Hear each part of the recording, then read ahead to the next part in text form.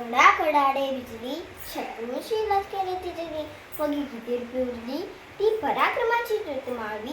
इथे झाशीवाली, इथे झाशीवाली, होय मी झाशीची राणी लक्ष्मीबाई. लक्ष्मीबाई गंगाधर नेवाळकर.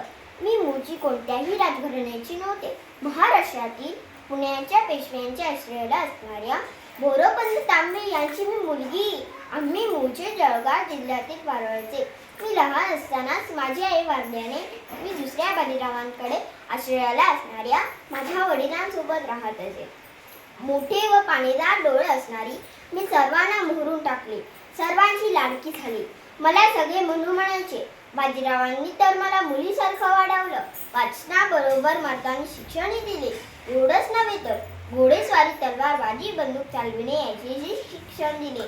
त्यानंतर माझा विवाह झाशी संस्थानाचे राजा गंगाधरराव नेवाळकर यांच्याशी झाला. असाच आमचा संसार सुरू होता. या संसाराला फळ आले आणि मला मुलगा झाला. मुलगा 3 महिन्याचा असताना मरण पावला. मुलाच्या रूपाने वारस मिळाल्याच्या आनंदात असणारे गंगाधरराव या गोष्टीने दुःखी झाले.